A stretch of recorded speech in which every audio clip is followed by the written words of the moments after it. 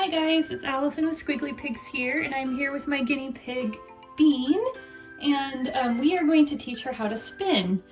So what you'll need is some surface that they are comfortable on. I can't really stress how important that is because guinea pigs hate new things. So she has known this blanket since she was a little baby, but you can do this in their cage as well. Next thing you'll need is treats that they love. In tiny little portions. So I have some little pieces of lettuce here. I also really like to use green bell peppers chopped into little pieces. Just something that doesn't take too long for them to eat. And then what you'll start doing is luring them into a circle. So you'll take this, you'll just start luring. Yes! And I like to always give a marker word when they get something right. So my word is yes. And so once she does a complete spin towards me, she gets a yes. Right, Bean?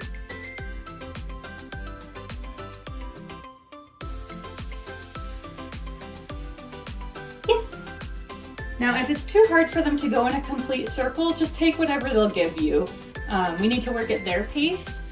So if she doesn't want to go in a full circle and she wants to just stick her butt out at me, that's okay. That's what she can do right now.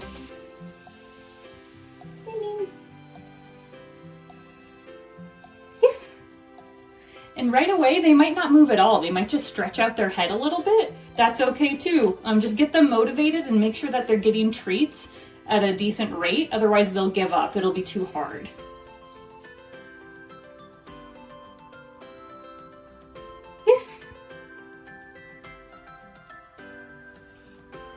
And you'll do this for quite a long time, just kind of luring them in a circle until they're really solid, until they're going pretty quickly.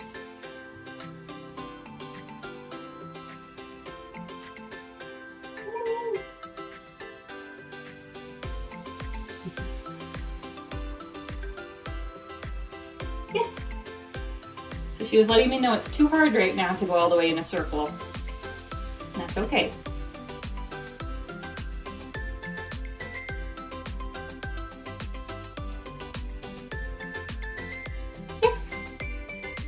And you'll always give your marker word right before you give them a treat, about 1 second in between. Hi, Beanie.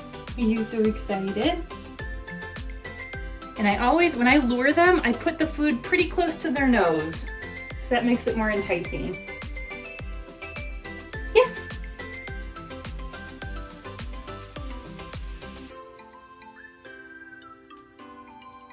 So I'm going to keep doing this over and over again until we have it pretty solid. Hey, Bean, wrong way. Yes. The other thing is you'll always want to lure them in the same direction, at least when you're starting out. You just don't want to confuse them and tell them one time we go this direction, the next time we do another direction. Just be clear on what you want and make sure you're only dealing with what we call one criteria at a time. So only one. Oh, you kind of did a spin on your own. Yes. I don't think that was on purpose. But only one criteria at a time. So our criteria now is just that she's moving in one direction. She doesn't necessarily have to do a full spin. She just has to meet us wherever she's at. Yes. All right, so I'm going to do a bunch of these, and then after that, I will show you the next step. Okay, this is my next helper pig, Moo. So she has already learned spin.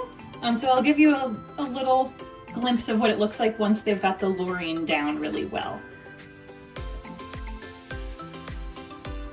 So she goes all the way in a circle, and I forgot my marker word, but that's okay. So now what we'll start doing is a faster lure. And it's eventually going to resemble you turning your finger in a circle. That's going to be the cue for them to spin. So let's see here. We'll do a faster lure. Yes. And I'll just keep like spinning my hand above them just so it's a little bit of a weird visual for them to just have a spinning hand above them.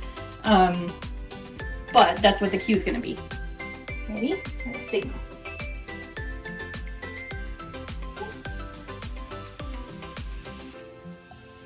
And you might have to do it slower if it's harder for them. Basically, you're just trying to get it out of view a little bit so that they have to think about what they're doing instead of just following your hand.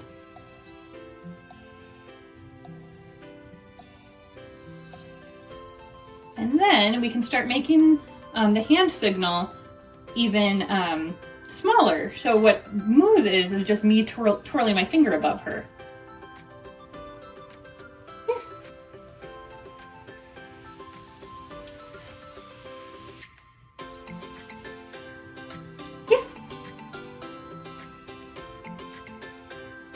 And then once they have that down really well, granted this is going to take a long time. This isn't going to be as quick as this video. It's going to take some work and some time and patience. And it's going to be different for every guinea pig, especially since some of them might be scared to even be out of their cage. So you can do this in the cage as well.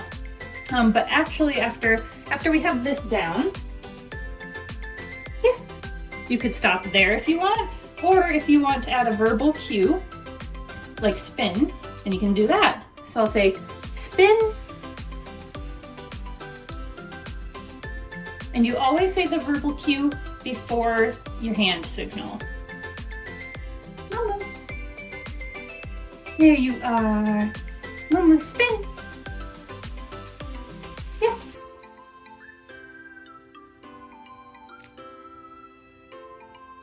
Mama, spin. Yes.